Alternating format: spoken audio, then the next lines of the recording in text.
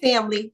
Samuel Dixon is my new friend. He's a full ride Honors Cheatham-White Scholar and a junior at North Carolina A&T Technical State University, my home school, Aggie, Bryant. Samuel is the co-founder and president of North Carolina A&T's Crypto Club and Aggie Dow. He's studying user experience design and blockchain technology with a minor in finance, and he's here to share that experience with all of us. Please welcome Samuel Dixon.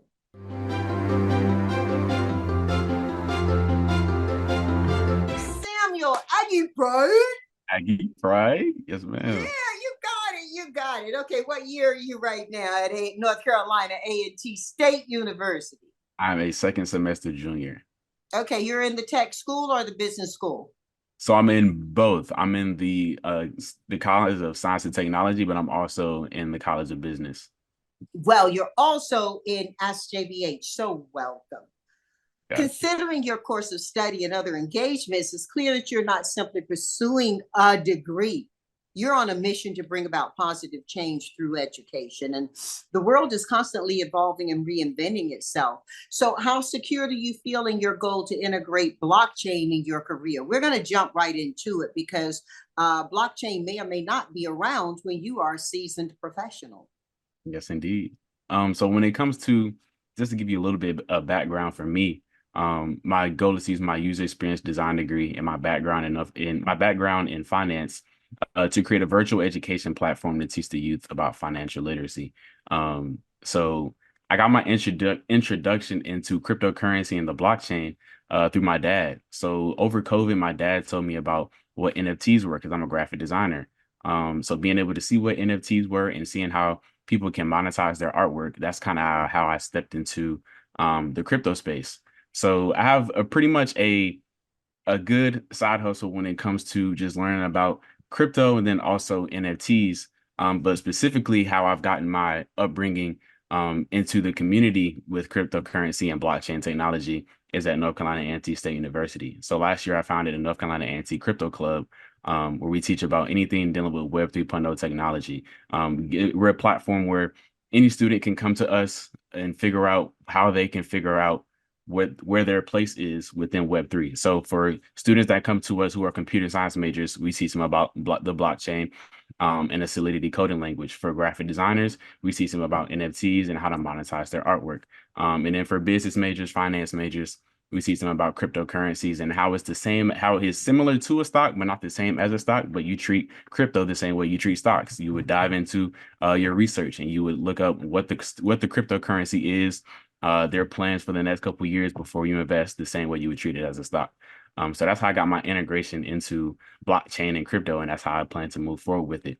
We also have before you go further, let's back up a little bit because our family are going to be phenomenally interested in what you're talking about, and some may also be equally as unfamiliar with what you're talking about. Let's talk about Web3, and then let's talk about how they can understand the value of blockchain into what they're doing right now. Got you. So just a deep dive into what Web3 is. So you have Web 1.0, which is the MySpace era, the email era of the internet. And then you have Web 2.0. That's the OG. Well, not really the legitimate OG, but for most people, it's their OG.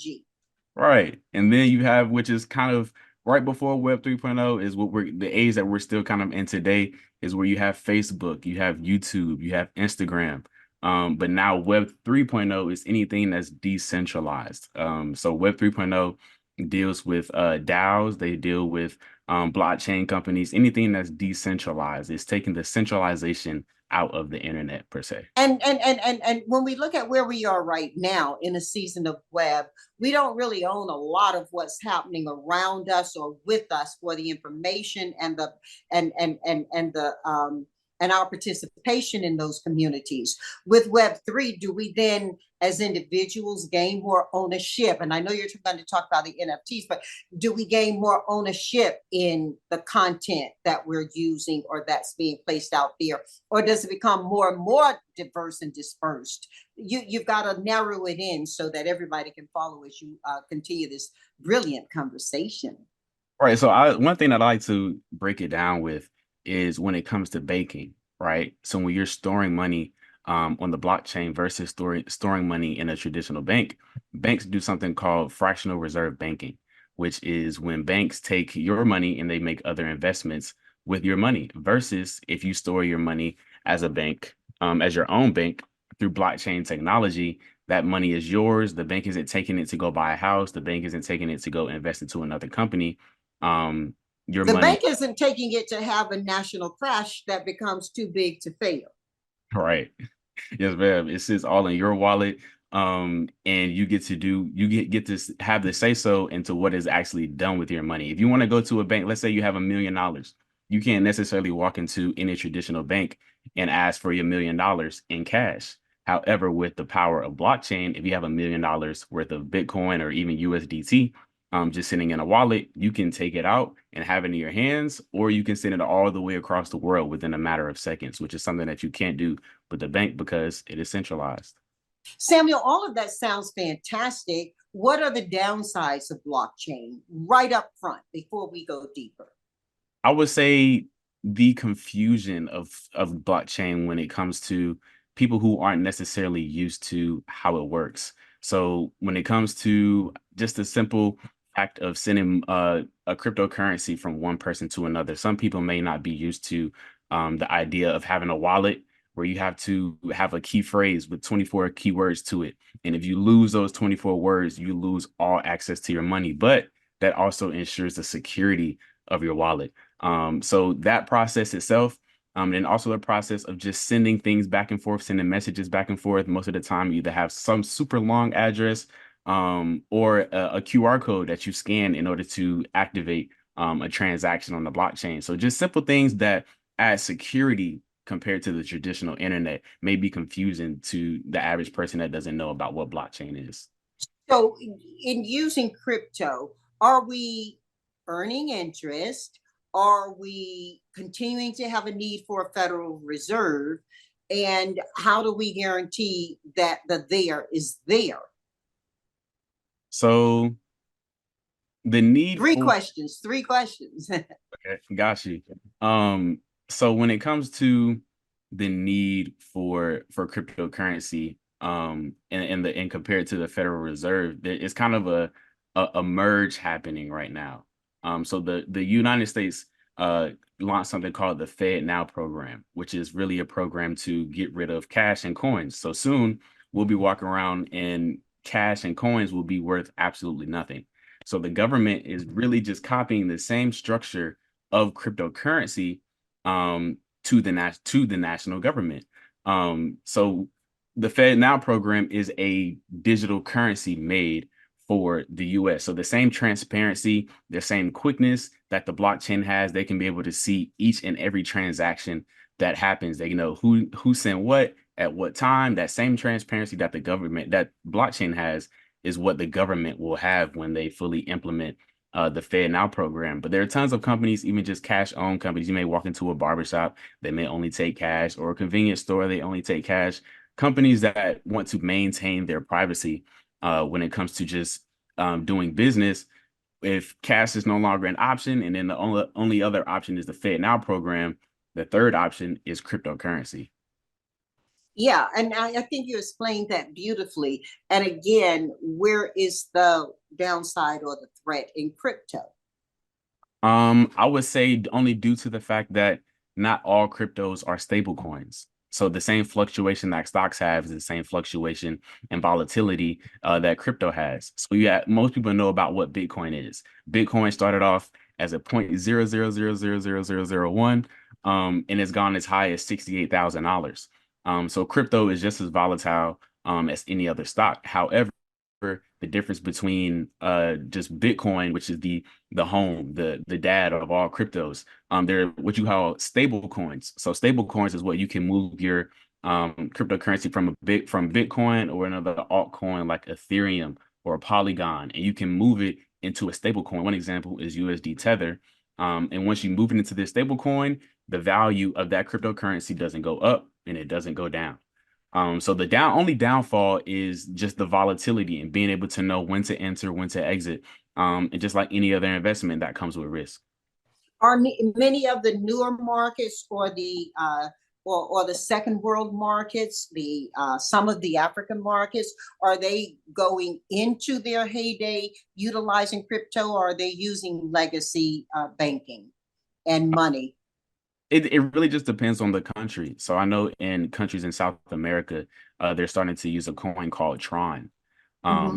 They're converting over from their traditional currency and moving to cryptocurrency. But for each country, they have different regulations, different ways that they feel about the trajectory of how safe crypto is. But most countries are diving fully into it.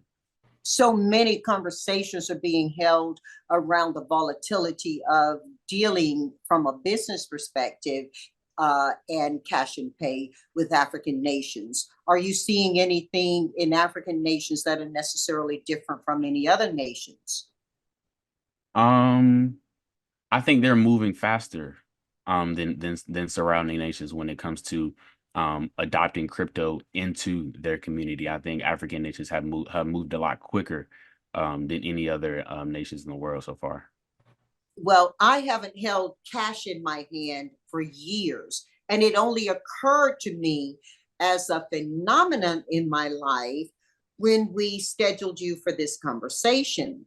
I thought, oh, okay, he's pretty up on crypto environment, but you know what?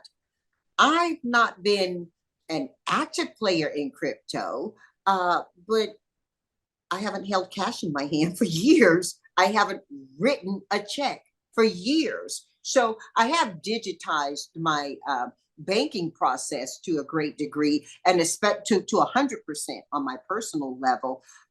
It's just, either a plastic card or I'm signing in and signing out. Uh, how fast will that not be available to me? When it comes to just using traditional pay with credit Yeah. cards and cards, um, I think that's something that will continue to be compared to just the exiling of cash. I think that there won't be necessarily a rough transition between applying the Fed Now program into debit and credit cards. I think that's going to be a pretty seamless process, all only because it's all through the internet. So it's just changing, honestly, just changing the way the numbers look in the system. But I think debit and credit cards and the way that you pay with that is going to remain the same. And will I still get a piece of paper for a lottery ticket? Yes, man. Well, listen, let's go back a little bit. I mean, it seems so it's enjoyable for me to talk to you about going back. I think you know by now that I feel like Auntie JBH to you. I just love who you are as a person and how you are as a person. How do you get to be this person? Talk about your upbringing and how you were influenced or how it molded your choices about a career in particular. So I was born and raised in Durham, North Carolina. My mom is from Durham, North Carolina. She attended school at Winston-Salem State University. We My dad, still love her. We still right, love her. right. Everybody can't be an Aggie mom. And I have something worse. So my dad was born and raised in Rocky Mount, North Carolina, not too far away from where you were born, but he went to North Carolina Central University, the Eagles. So Yep, yep, yep. I got a I got a little bit of taste of our rival HBCUs. But I went to high school at JD Clement Early College High School at North Carolina Central University. So I'm kind of an outlier because I kind of got a taste of both sides of the rivalries now that I'm here in North Carolina A&T. And going into my junior year of high school, well, up until my junior year of high school, my mind was set on computer science. I knew that computer science was what I want to do. I like the technology, and I also like the pay grade of what computer science brought to the table. But during that time, my mom kind of sat me down and had me just look at the curriculum for a computer science major. And I wasn't too happy with what I saw for the curriculum. It's not something that I saw myself fully enjoying and fully getting into. So she told me to dive back in deep, and to think about really what I wanted to make my decision based off of. And she told me to reopen my eyes to my artistic ability. So since a kid, I've been really good at drawing, drawing being my strong suit, and then painting is where I'm still trying to build myself up into this day. But I got my introduction into graphic design in the seventh grade, taking the Photoshop class. And so that's what I really thought about was the awards that I won in that class. It came pretty easy to me, but I also realized that it was something that I enjoyed and something that I could actually monetize. So my mom had me sit down and think about what I actually wanted to do. That's how I transitioned over from computer science, but still having that love for technology, but just merging it with my artistic ability. And that's how I got UX UI design. And so my dad, he's an entrepreneur.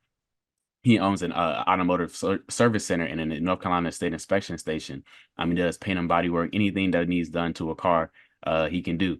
And so over the summers, just of me being a kid, being able to work with him and just learning about the life of an entrepreneur, me and him have had several talks, just about different businessmen, different investors, different people that run major corporations. And so he taught me a lot about the background knowledge that I have about financial literacy education and the power in building generational wealth. So that's how I got finance to be my drive, and being able to take the information that my father has taught me and the mentors that he showed me that he listened to and put me onto. That's what kind of created my drive to be able to teach that same information, because I realized that it wasn't taught in school. I didn't learn any of that information within the first to 12th grade. So that's how I kind of got into my entire career once I stepped into the collegiate space. Oh, that's awesome. That's awesome. Um, you are a Cheatham White Scholar at North Yes, ma'am. Carolina A&T. Just the name Cheatham White alone, it brings so much richness and story to it. Share a little bit with our family what being a Cheatham White Scholar means to you and who these people actually were in history. Right. So being a Cheatham White Scholar here in North Carolina A&T has been a complete blessing. When it comes to just not having a worry when it comes to finances. I can fully zone in on my schoolwork, on my organizations here on campus, and being able to just focus on life as a college student. But Cheatham White and just the entire honors college has been able to place me in different doors that I wouldn't have seen, just being a regular student here in North Carolina A&T, and it's strictly a blessing. But being able to take take hold of those opportunities and to be able to walk into them and being able to merge my personal life with my network with the people that I've been able to meet has been such a blessing. So doing research on who Cheatham and White were when applying to the scholarship was an amazing process. So being able to create the essay, I saw the activists that they were, and the things they did in their community, when it came to law, and just different things to be able to advocate for the power of African Now, Americans. Cheatham was born a slave, right? Was it Cheatham or White? I think White's mother was a slave and Cheatham was actually born into slavery. I think you're correct. I think Yeah, you're I think that's the way it went, which is phenomenal that they went on to get university degrees themselves. However, at that point in our country's history, many ex-slaves were getting educations and competing vigorously in the economy and for the U.S. economy. And that in and of itself caused a lot of disruption and separation of minds at that time, in particular in North Carolina. Yes. Yes, indeed. Yes, ma'am. And so, as you are now a Cheatham White Scholar, not only do you have the opportunity that it offers you as what we would call a full ride, it also places a tremendous responsibility on you to honor that legacy, doesn't it? Yes, indeed. Yes, ma'am. Well, I think you've honored it beautifully by becoming the co-founder and president of North Carolina A&T Crypto Club, which you Thank started to talk about a little bit. And Aggie DAO Dow is impressive. Tell us about these two engagements. What are they, Samuel, and how do you balance your academic commitments with such significant leadership roles? So when it comes to what Aggie DAO is, DAO stands, for those who don't know, DAO stands for Decentralized Autonomous Organization. So when it comes to the Web 3.0 space, companies that operate in the Web 3.0 space have a platform called governance, where they allow stakeholders to be able to give their input into the trajectory of the company. So we were blessed to be partnered with A16Z and Andreessen Horowitz, and they're a venture capitalist company that goes to blockchain clubs. So there's 404 DAO in Atlanta, Georgia. There's Michigan Blockchain. There's Duke Blockchain. And so they go to different blockchain clubs at universities, and they partner with them, and they delegate them with tokens to be able to vote on these different proposals. So Aggie DAO was delegated $6 million in Uniswap, which translates over to 1 million tokens, which is 1 million votes. And so I'll break that a little bit down in a second.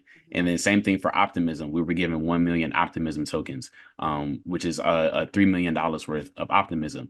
So when we go into Uniswap governance, these proposals are full of companies that want to partner with Uniswap or use their platform as a base to be able to extend their network within their company. So one example of a proposal that us stakeholders as Aggie DAO were able to vote on was a company called Boba Network. So Boba Network is a company that wrote a proposal and reached out to Uniswap to be able to use, to ask for permission to use the base of the Uniswap version 3 platform, which is turning one cryptocurrency into another. And so we saw that Boba Network had thoroughly done their research on what Uniswap was, and it also showed their track record of investment into Uniswap themselves. So they actually invested into the platform, a Uniswap v3, before it was even created, before they even put their proposal in to use the platform. So we saw that, we saw the research they had done, we saw the sponsors that they had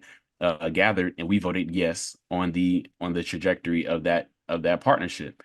And so not just our vote matters. So we have 1 million votes, but there are other universities that have 3 million tokens worth of Uniswap. They have 2 million tokens. They have 50,000 tokens. And so all those votes added together either leads to either yes or no to the partnership of that company. So that's kind of the purpose of what Aggie DAO does. But just being able to have these organizations as well as other ones that I'm on campus, it's my work-life balance has kind of become a way of life in a way. So I kind of told myself, coming from freshman to sophomore, now to junior year, that I felt that I needed to be more involved. I was already pretty involved, but I kind of had an urge to do a little bit more.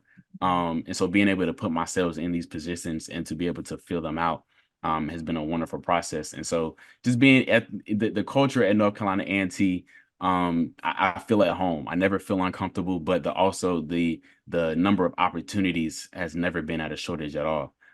So when it comes to social life, work life, and then also career opportunities, it's a healthy balance here in North Carolina A&T. So I'm not certain if you have listened to all of my podcasts, but I did one with someone who I consider a new friend. His name is Kevin Kelly.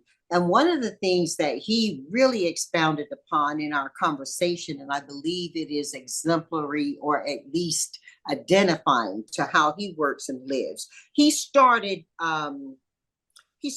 Wired magazine. I don't know if you're familiar with that, so please check it out.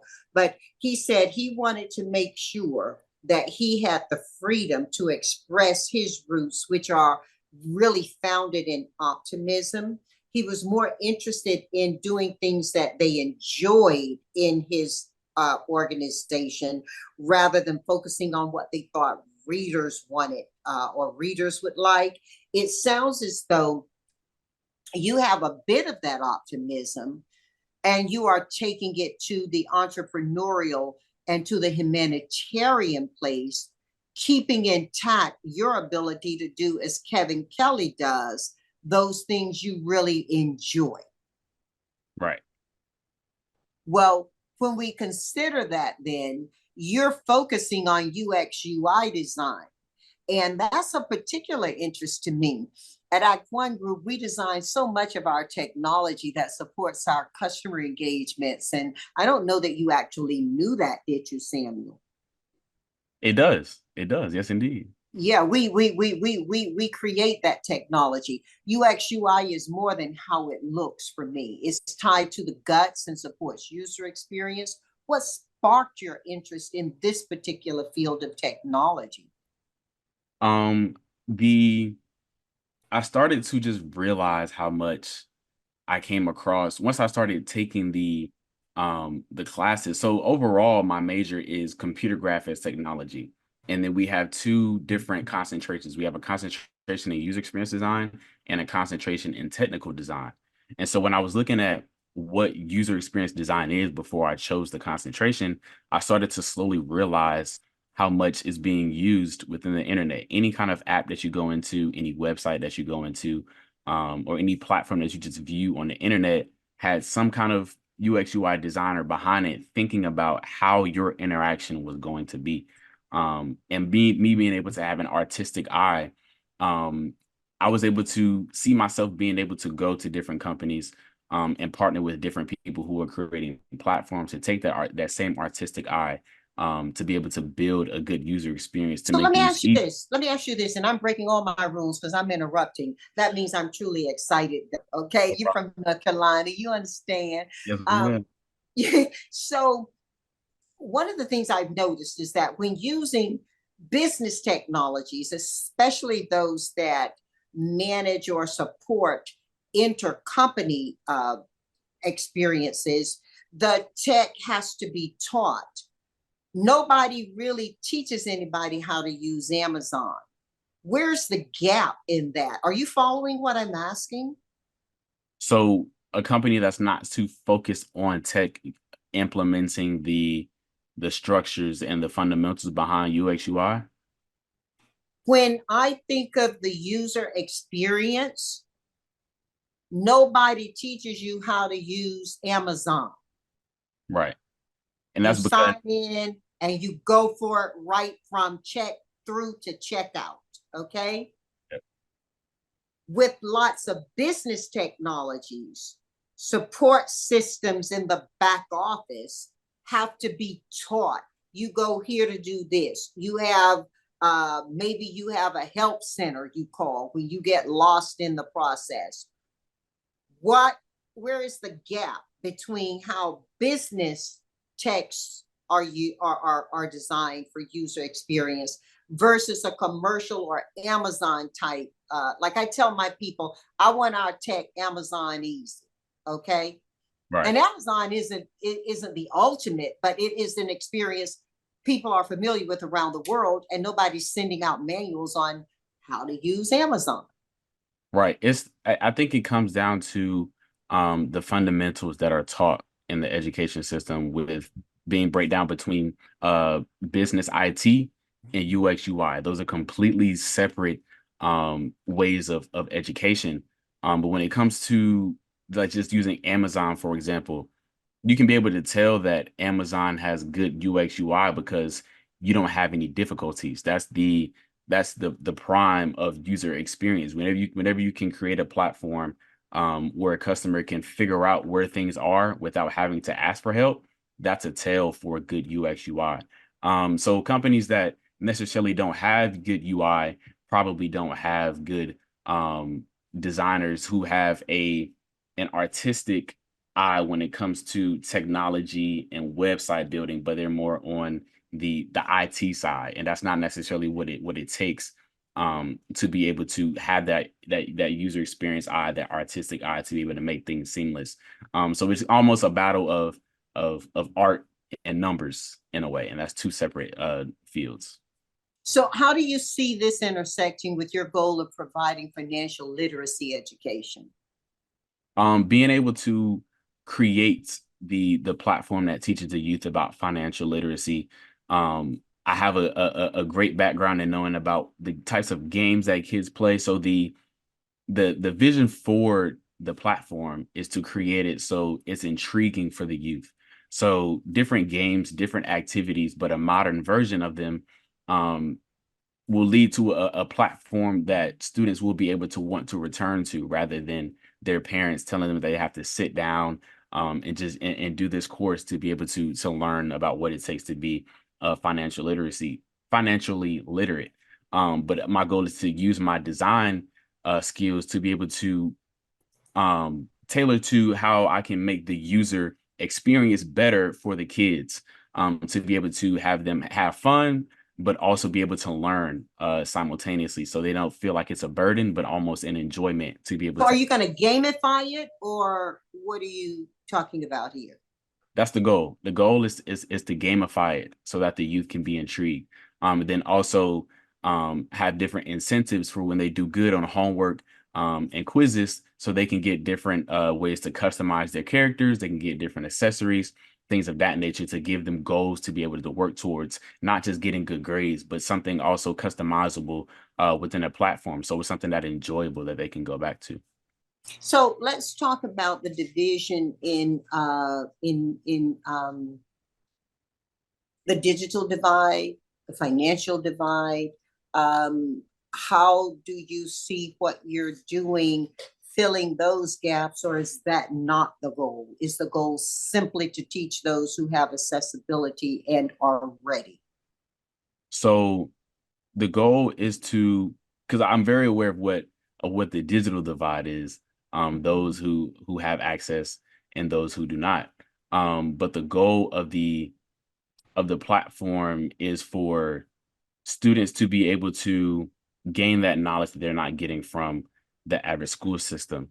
So um when it comes to having access to that type of technology, the platforms that we want to have it on is, of course, just the regular web browser, but also VR experiences as well. So being able to learn from home, but a more immersive way of learning from home. So another, like, just one thing that I thought about doing different innovation challenges and things here in North Carolina A&T. I've come across a few challenges where they try to merge, we try to close the divide between teachers and students when it comes to virtual education. And I think this is kind of almost the perfect platform to be able to kind of close that Well, gap. actually, there was a flip. There was a flip in that, because there were many students who were ready and professors who weren't digitally savvy. Many professionals, Samuel, who I know, are engaged in efforts to support financial literacy, especially in sectors for women and diverse people. You may be familiar with some of the work being done with Operation Hope, or organizations like WeBank, and a partnership that I share with WeBank at for women at North Carolina A&T. So your vision for providing financial literacy education and what you're bringing to elevate success in this is so refreshing to me.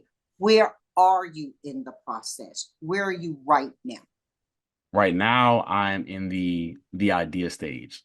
So I'm right now in the process of learning what it takes to claim intellectual property, to be able to take my idea and gain full ownership of it, to be able to move forward with confidence, when it comes to building connections with companies that I would need to partner with in order to be able to assist me in building that platform. So the structure for the platform is, my goal is to make it uh, a platform that I can sell to the government, almost, to be able to give them the access to get it to as many kids as possible for free, versus having to charge for the platform. So making it But a non. selling it to the government will be a highly idealistic thing and a beautiful thing. Licensing it to the government and others can be a really great business decision. Your choice, your treasure, okay? But licenses generate a lot more. Licenses generate wealth, and sales generate an income. Yeah. Given this interest in creating modern and innovative educational platforms, elaborate a little bit on the kinds of digital tools or technologies you're considering to achieve this. That will help you, I think, to determine exactly how you're going to evolve it and what the end game is for you, how that gets achieved beyond the service you want to provide to the community. What are these types of tools that you're looking to utilize, and technologies? So anything dealing with graphic design, to be able to create the visuals of the platform using things like Unity, uh, Autodesk Inventor, Blender, things to create 3D models or in digital models, and then also the Adobe Suite to be able to create the UX UI. That's something that's directly in my realm. But companies that I will be using to outs well, that's the companies that I will be partnering with and working absolutely directly with to be able to create the visual part. But when it comes to coding and then actually taking buttons and making buttons do what they do, that's more on the coding side. So I would need to be able to partner with companies that are really technology based in coding and making things work, and partnered with the visuals that are actually happening. And then also creating a curriculum for the financial literacy education. So that would be learning about what it takes in order to teach a student, not no matter what subject it is, but being able to understand the minds of children and the best ways to convey a curriculum so that it's attainable and retainable to the student itself. I love that. While you're early in your career journey, how are you envisioning success? What will it look like for you? For me, Mhm. being able to know that I gave my all and created something that can be passed down for generations to come. Being able to know that I could possibly change the trajectory of a child's life, just being able to provide them with a set of information that they may not have attained if that platform was not available.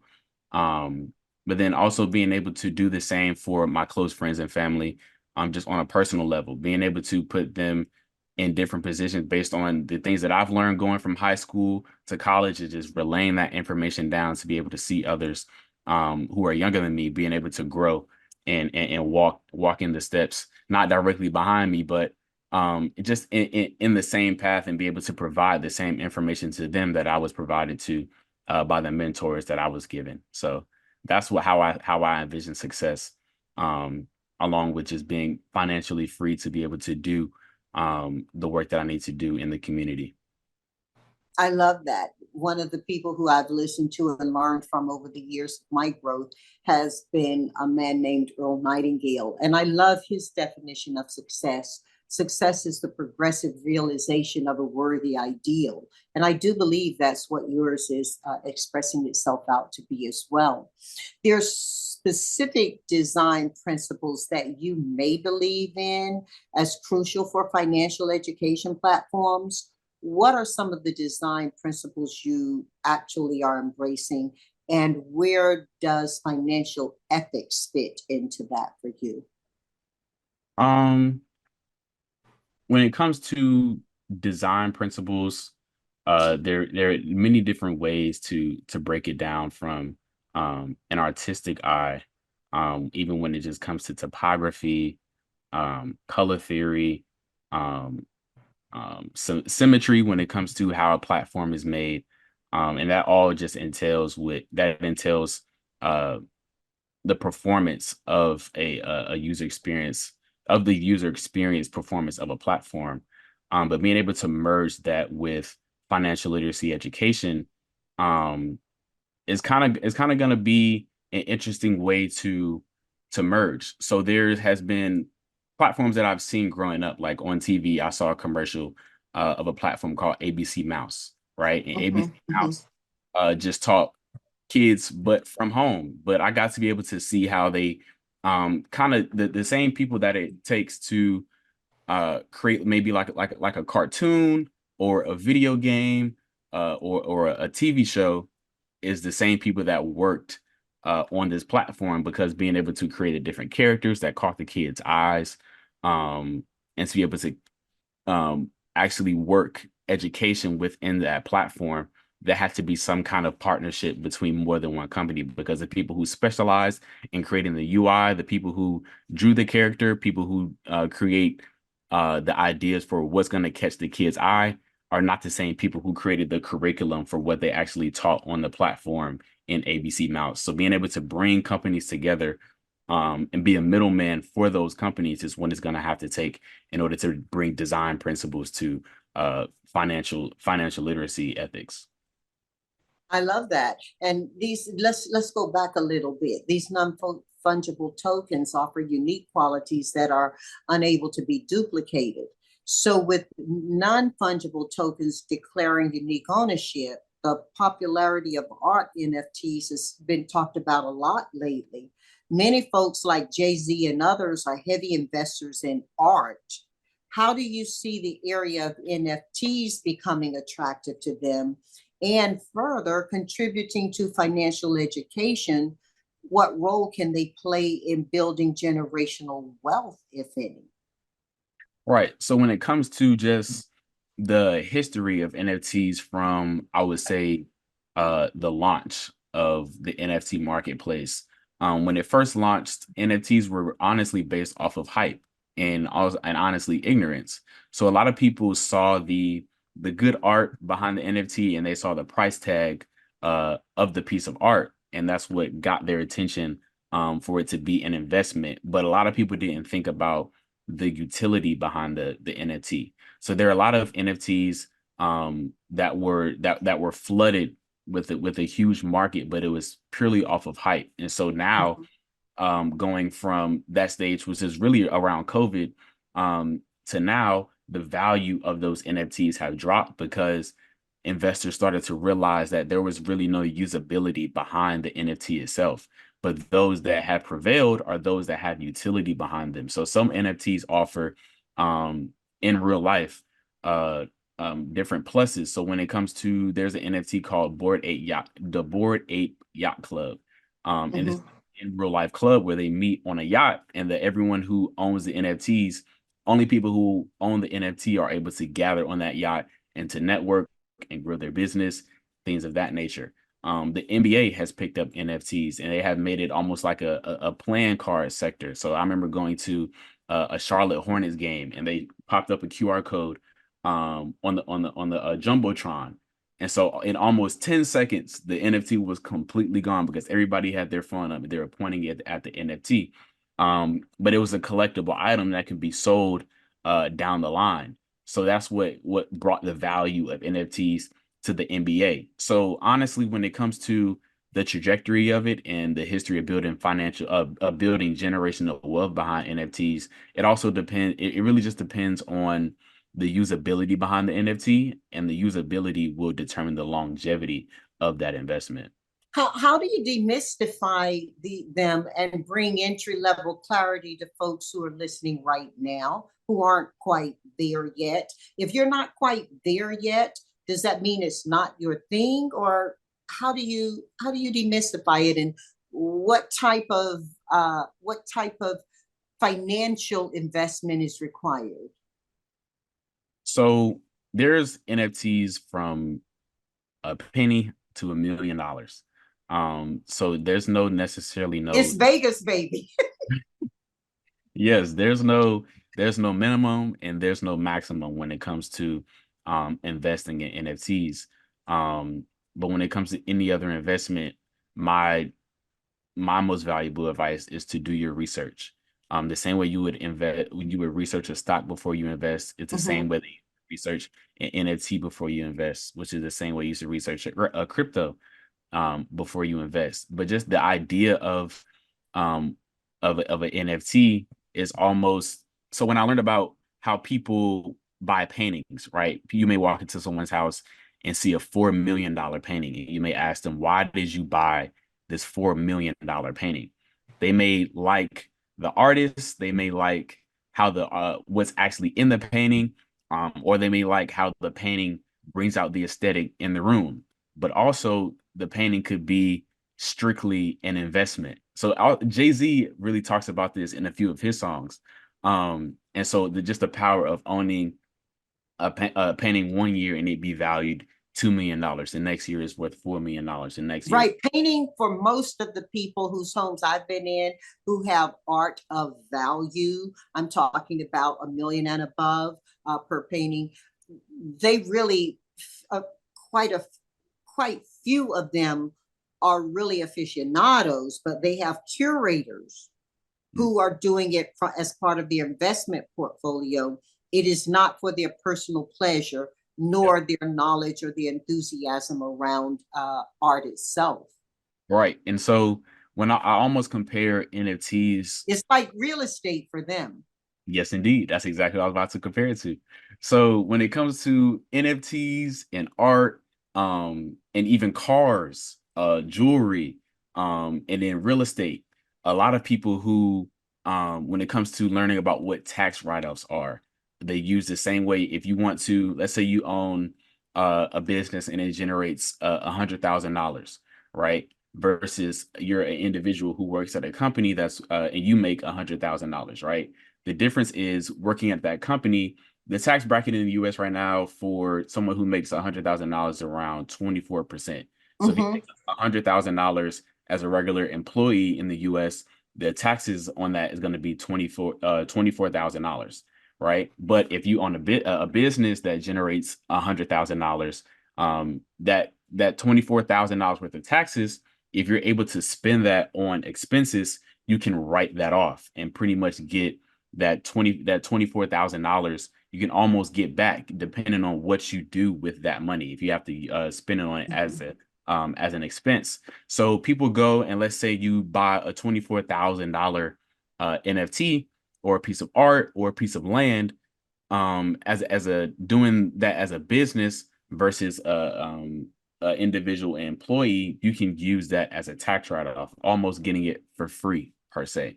So a lot of people invest the same way they invest in buildings, houses, pieces of art, in the same way with cars is the exact same it is the exact same use that people have when it comes to hedged the market.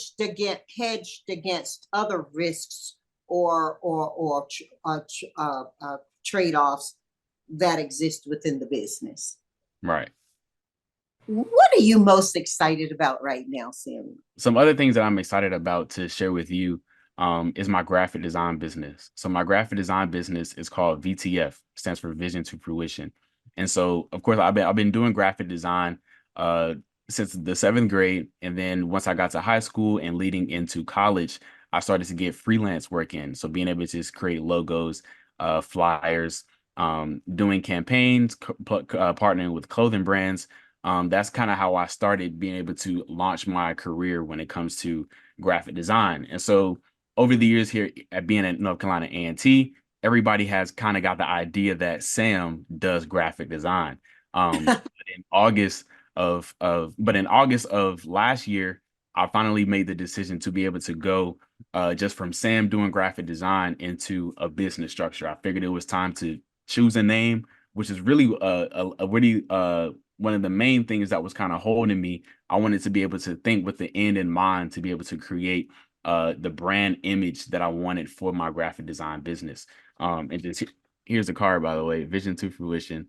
It does the logo. So it's an eye with a stem and a leaf coming out to in symbol of resemble fruit, but then also the vision as well. Oh, Um, push it closer to the camera. got you. Love it. Love it. Thank you.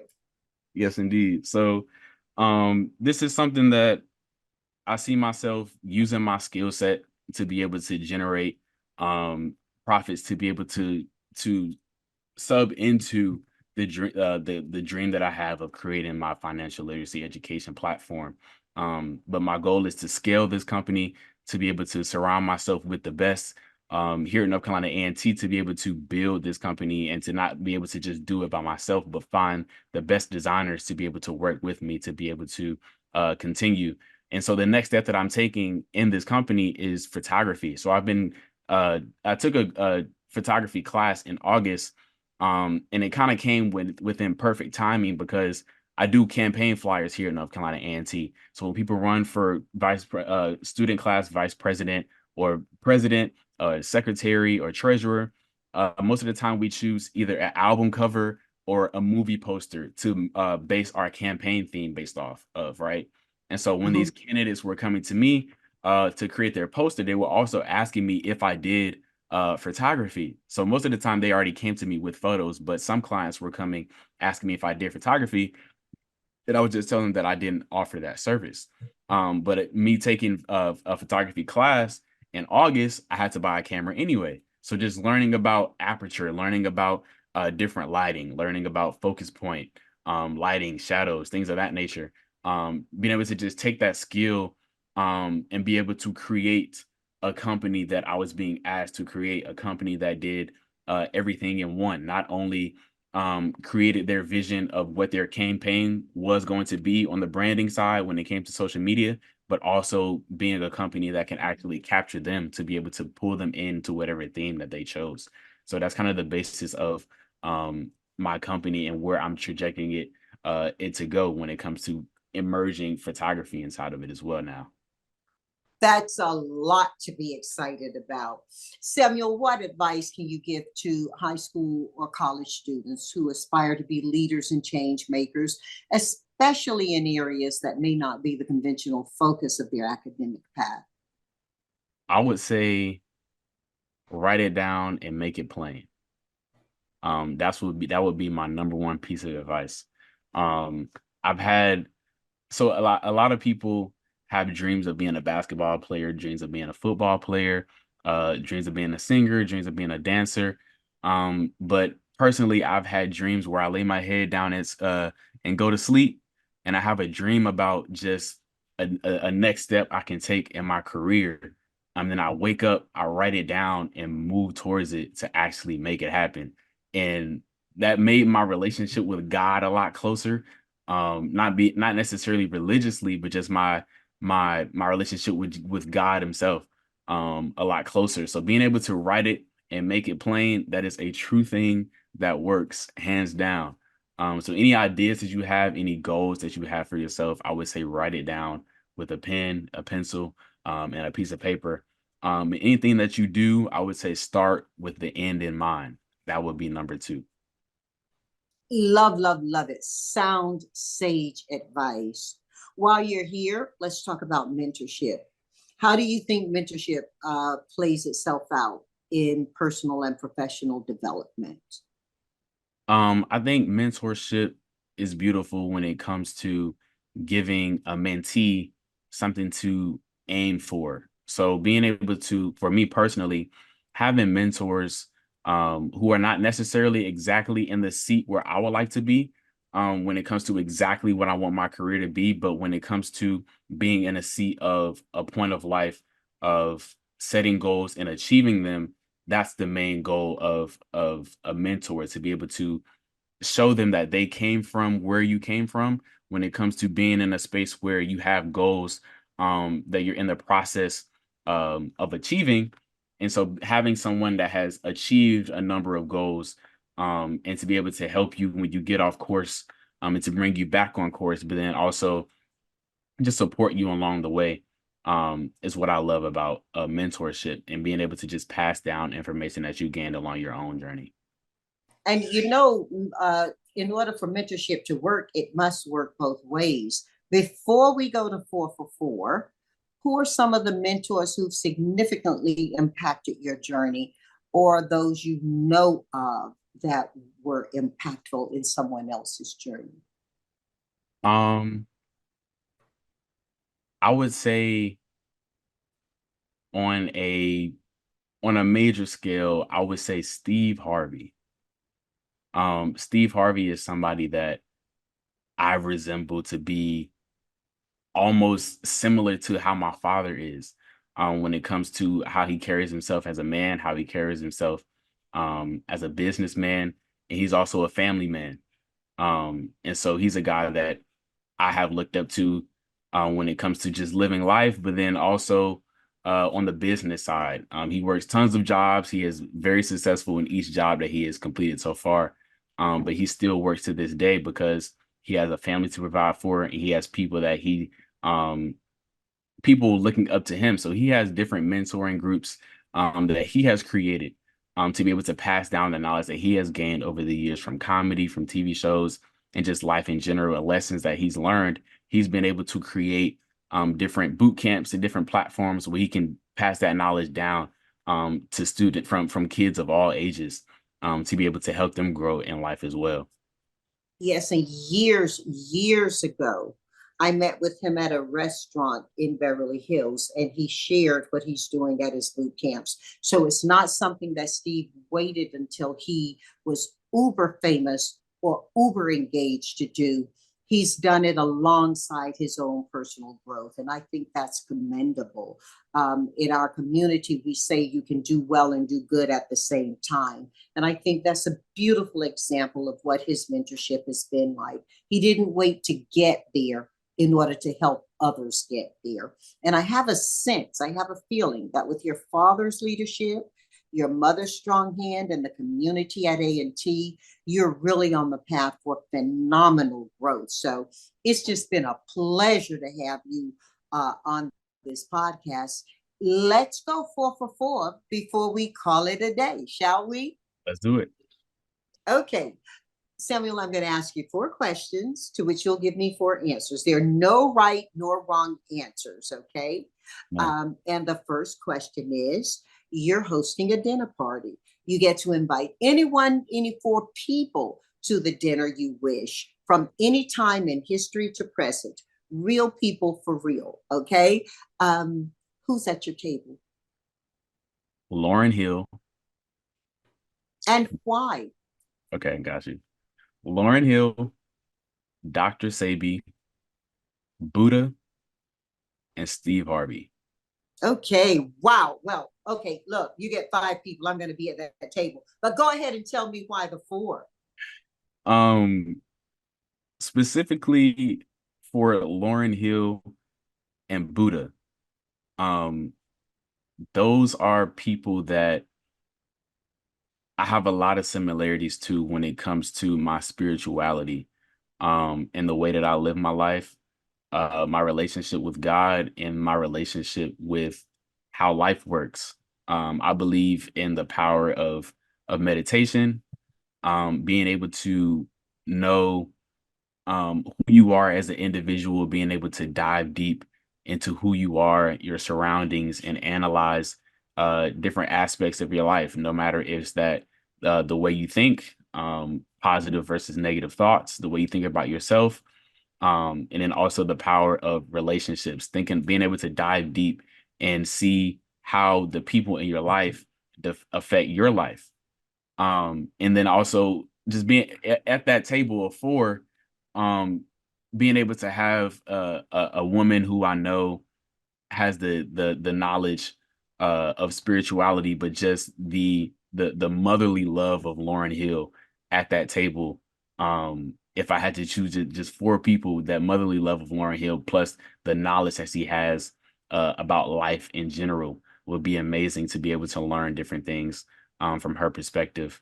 And then when it comes to Dr. Sebi, Dr. Sebi is someone that knows all about what you put in your body is how you feel. You are what you eat. And so I believe in the power of health. And if anything, when it comes to how long I would like to live, the number one way that I can have that in my hands, that power of how long I will live, is be able to control and know what I'm putting inside of my body. So I was vegetarian for 3 years after last year. And that was the best feeling, the best that I've ever felt in my entire life. So I use vegetarian as an overarching title because a lot of people get confused when I talk about the different ways that I think about health. So the only types of meat that I ate during my times of being vegetarian were meats from the farmer's market. I stayed away from all processed meats because I understood about how just it brought my energy down compared to when I didn't eat it at all. So Dr. Sebi is someone that knows about the power of healing through herbs, and different natural remedies, rather than using traditional medicine. And then again, when it comes to Steve Harvey is somebody who I look up to when it comes to style, when it comes to dressing, someone who I look up to when it comes to knowing about the power of relationships, no matter if that's with your own partner or people who you surround yourself with business wise. And then also the power of being able to know how to pass down information that you've learned through your lifetime through other young people as well. So those are four powerhouses that I see that would enhance my life if I had to choose four people to sit down with in this entire world. It's interesting you mentioned Lauryn Hill. Most recently, I hosted some friends and family at the Crypto Center where I have a suite here in Los Angeles, and Lauryn Hill was the artist. She made that room, at least in my estimation, feel as though it were a small club. You know how large the Crypto Center is. Not only was it testimony to the brilliance of the musicians and the technicians who were there to create sound that allowed you to have a crystal clear experience, and her own insistence to her own band and orchestra to get it right throughout her performance. You know, Miss Lauryn. But it just was a very intimate moment. It was as if it were just me and the people in my suite who were there to enjoy her music. I so get why you would love to have that brilliant and big a personality that can swell a heart and not necessarily crowd the room with it. Brilliant, brilliant, brilliant. And let's go to music. We're going 2 for 4. What are the 4 pieces of music you're listening to now? Genre, artist, song, and why? So genres, I listen to all types of music. I believe in honestly, music is my way of everyday therapy. If I'm feeling down, I'll listen to music that will bring me up. Um, I'm a person who believes in positivity. So music is kind of my way of keeping my mental balance just throughout the day to be able to still get things done. No matter if I'm starting off feeling great or starting off feeling low, music can be my bridge to level me out in a way. Yes, Samuel, I teach people play the music that takes you where you want to go. Yes, literally. So genres, I cover all genres of music, R&B, country, hip hop, soul music, but I'm really an old soul, so I listen to a lot of old school music as well. But a few artists that I've been Now, listening, wait a minute. What's OG for you? How far back does it go? um, Outside of the classics, how far back does it go? um, I would say old New Orleans jazz, like Okay, yeah. So you're for real. Okay. New or Okay. New Orleans jazz with the trumpet and the Yeah. I forget the name, but just that Yeah. sound Yeah. Yeah. Yeah. is pleasing to me. So I go really I dive really deep into music. I used to keep on my wall here. I have tons of old album covers that I get that I just collect. And this is just music from the 40s, the 50s. That I just like to just kind of escape from just modern times to be able to dive back into. But artists that I listen to as of now, just recently, my favorite R&B artist right now is SZA. SZA is somebody who I love from top to bottom when it comes to just music that I can just relax to, and just go about my day with. I listen to an upcoming artist named Foggy Raw. Foggy Raw is an artist who kind of literally implements, well, music is poetry, but he brings the poetry out of music. He kind of adds music into poetry in a way. Um, and so that's a way that I see that pleases me when it comes to poetic music. J. Have you Cole, ever heard of the Last Poets? I haven't. Okay, I want you after we hang up, if it's not too late in your evening, just go to wherever you gather your music from and listen to the Last Poets. How about Nikki Giovanni? Have you ever heard of Nikki Giovanni? I have. I have. Okay, listen to some Nikki as well, but go listen to the Last Poets and then go back to Foggy Raw. Got you. Nikki Giovanni. I got that written down. Okay, Nikki. I got you. That's, Okay. And then you can send your thank yous to me. Okay. I will. Uh, I will. Any new music, I love being able to that. I kind of build friendships that way in a way too. If I'm in the car with somebody and they're playing something I don't know, I'll add it to my playlist and I'll ask them about who the artist is, and we just keep each other updated on the release of that artist and just build a did musical. you ever listen to Gil Scott Heron? I haven't, no. Okay, go listen to Gil Scott Heron. You love horns. I'm gonna review these now. Okay. Then when we visit for our mentorship session, we can also play each other a little bit of music. We can do a playoff, okay? That'll be great. Yes, All indeed. right. Well, let's go 3 for 4. What 4 books do you recommend to our family and why? I would recommend 21 Rituals to Ignite Your Intuition by Theresa Chung. Number 2, The Why? People. Why? Number 1, why? Okay. So 21 Rituals to Ignite Your Intuition is a book that is almost in itself a challenge. So it goes through 21 different activities that you can do throughout the day that will kind of take you a step out of reality in a way and have you just sit, relax, and be in the present moment. So number 1 of the book of the 21 rituals is to put your phone down within the first hour that you wake up. So a lot of people may just wake up and the first thing they do is to grab their phone just based off just natural instinct. And so being able to realize the things that you do throughout your day, that's what the book is about. And so it's a list of 21 rituals that you do throughout the day.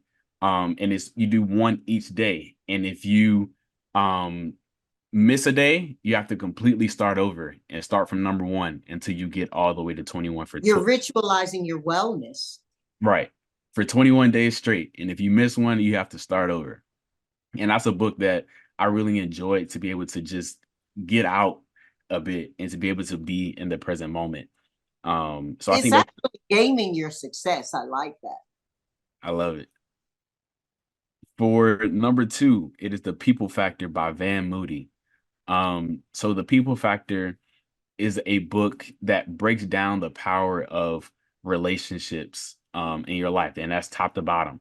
And how your relationships can change the trajectory of your life and how the people around you kind of tell you who you are in a way. And he also talks about the investment that it takes in order to be able to build strong relationships. Relationships are almost like plants. You have to water them. And if you forget to water them, they die down, they dry out. So he kind of makes it clear and plain to the fact of being able to water your relationships, go out your way to be able to do things for the people that you love, to be able to have that same thing happen to you and to return and just the power of knowing who you have around you and what they add to your life and what they take away from your life to be able to change your life. When you earlier talked about you are what you eat, I hesitated and decided not to interrupt to share. You also are who you're with, and so you are who you eat. You're also who you meet and keep. That's an amazing quote. That's an amazing Mm-hmm. one. A quote um that has really impacted my life is to never be the smartest in the room, right? Yeah, yeah. But also when you are the smartest in the room, be able to realize that you are, um, and sit in a humble position, but be able to provide knowledge to the people that you're with. Um, And learn from them. Look at how much I've learned from you. I hope how much you'll learn from me when we have our mentor session. yes, indeed. But being able to prioritize putting yourselves in rooms where people know more than you will only take you further in life.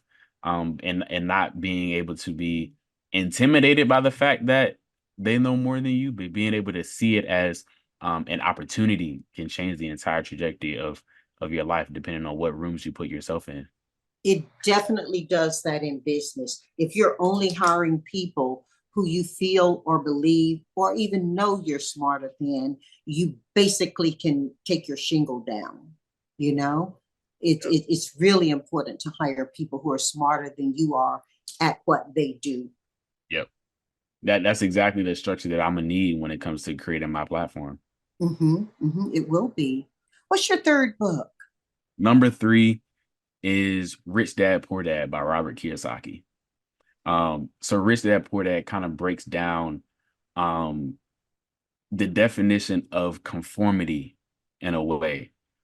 Being able to have a kid that has two perspectives of life, one being someone who goes through the system per se, the entire way from start to finish of getting an education, and becoming an employee, and having a secure job to be able to follow the system through and through. But then also having another perspective of a person who sees the system, but uses the system as a tool to be able to escape the system, being able to become an entrepreneur, and to be able to have the financial freedom to be able to create your own schedule, and just have your life in your own hands. So for me, my goal is to graduate, work corporate around 5 to 7 years, to be able to gain knowledge, build my network, but also gain capital to be able to fund the different things that I want to do in my life. So going through the system, getting the benefits of the system, but knowing that it is a system and being able to escape it in a way by creating my own platform, creating my own way of living as an entrepreneur. So Rich Dad Poor Dad just kind of gives you a larger perspective of what your current position may be, and or rather if you're in school, or if you're in a job right now, but telling you that there is a way to be able to get the financial freedom that you want, or the time freedom that you want, to be able to do other things that you may be interested in your life. And what's book number 4? Number 4 is Think and Grow Rich by Napoleon Hill. So Think and Grow Rich is a book that I read over the summer. Introduced you to it. So my friend Jalen Lee, who goes here at North Carolina A&T, he's in the College of Business. He started a challenge called the 75 Hard Challenge, where you read 10 pages of a nonfiction book, drink a gallon of water, work out twice a day, one being indoor and outdoor for 45 minutes, and no alcohol for 75 days straight. And if you miss a day, you start over. And so he was telling me about this challenge, and I decided to do it with him. And I just went through to try to choose what book I was going to do. Um, and my dad had told me about Think and Grow Rich, but I never read the book. And so I turned it down because it's right there on my bookshelf. it's it's a book that, and it talks about in the book, about really step number 1 to success is to having a burning desire, to be able to make something happen. And so when it came to the different ideas I have for the paths in my career, when it comes to blockchain, when it comes to NFTs, when it comes to my graphic design business, the more I read that book, the more that fire started to burn inside me in order to be able to do what it takes to be able to think and move towards your goals. So step 1 is having that burning desire, but step 2 is being able to move forward, write down your goals, but have persistence along the way.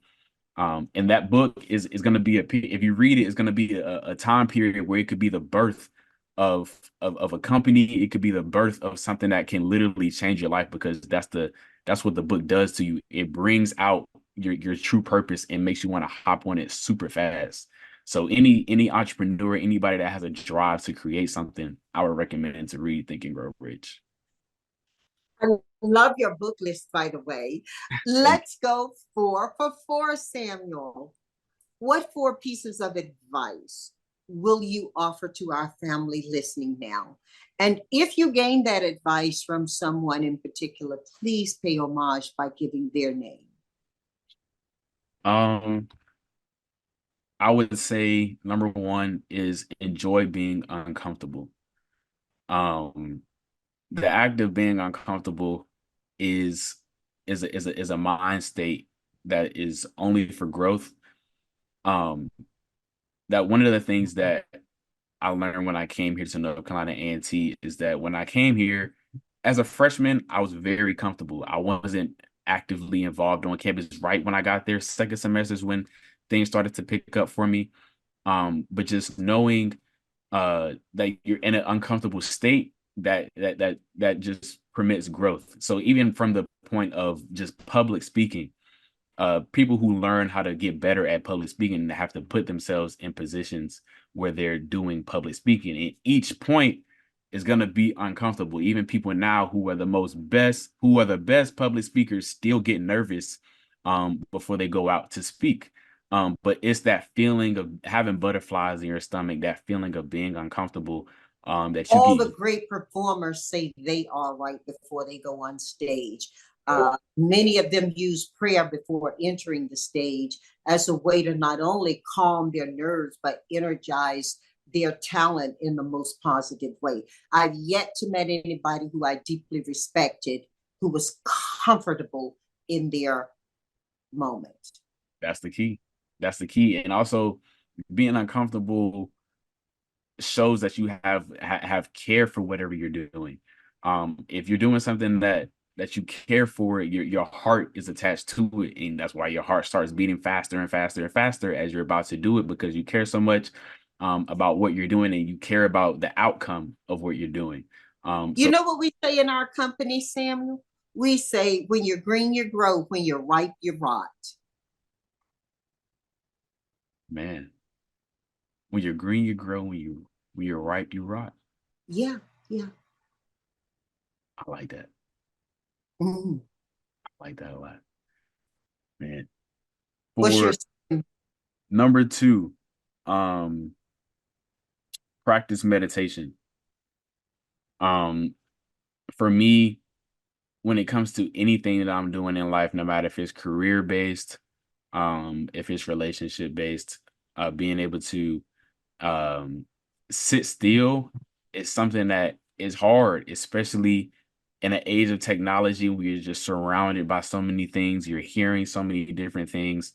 You're in places where you're hearing so many different opinions about different topics. And sitting still can almost be one of the hardest things to do. And active meditation is not necessarily clearing your mind of thoughts, but it's almost um, backing out of a highway of thoughts and watching your thoughts go by as cars on a highway. And being able to see the trends of what your thoughts are, if they're good thoughts, if they're bad thoughts, being able to sit back and see your thoughts can help you control your thoughts. And what you think is what you become, in a sense. Mhm, You mhm. think negatively. If you go into a situation where you think you're going to do bad, you probably will do bad because you think and you said out loud that you're going to do bad versus if you're going into a situation where you're thinking positively, and you think you're going to do good, you most likely will do good. And meditation is what has helped me to be able to control my mind in a way from all the distractions that we have with life. Beautiful. For number three, is start with the end in mind. Anything that I do, uh, I like to. I think this is a really a designer thing. I'm almost a perfectionist when it comes to the thing when it comes to Mhm. things, but that's almost been a curse in a way. But it's a blessing and a curse. Anytime I'm doing a flyer or I'm making a piece of artwork, I'm very tedious with the way that it looks from the very start of it. And sometimes you have to pull back from being a perfectionist because not everything has to be perfect in your eyes, but other people will see it as perfect. But starting with the end in mind is almost you telling yourself exactly how you want to see it end. For me, when I started my business, I wanted to create a brand image that I saw that could be a major agency. And so that's how I thought about it. And then and starting from a major agency and working backwards in the steps to be able to create a foundation in order to be able to get there versus me creating a business where it's solely just myself. I wanted to create it where other people can come in and sit beside me and to be able to help me to grow it into a business versus creating the business around me as a sole individual. And Love it. number four is again to write it down. When it comes to goal setting, when it comes to dreams, or even just a daily to-do list, one of the things that has helped me out tremendously is writing things down. And once I started writing things down, I instantly realized how much I had when it came to chaos in my brain. Just thinking about the things that I have to do from the time I wake up to the time I go to sleep. um Writing it down takes that stress off of you because it's like, ooh, what am I forgetting that I was supposed to do? Writing it down gives you the satisfaction of checking off a checkbox. It's just small rewards throughout the day, and doing that same thing with major goals. The same rule applies. Writing it down, making it plain. um and when it comes to anything, it's almost like signing a contract with yourself, with saying, I want to own a business in 5 years. I want to make $100,000 in the next year. You can say it out loud in your head, but you can say it out loud or in your head, but writing it down is making a clause to yourself, making a contract with yourself, to be able to hold yourself accountable. Brilliant. Brilliant. Just love it so much. Samuel, thank you for allowing me to be present in your life at this moment. Thank you for all of the conversation, the knowledge, the joy you brought to Ask JBH, and welcome back anytime. We're going to get that mentor session booked up. Okay, we're going to get that done, and we'll do it within the next 24 hours. We'll book it. Okay. Ma'am, thank you so much. From my heart to your home. Thank you.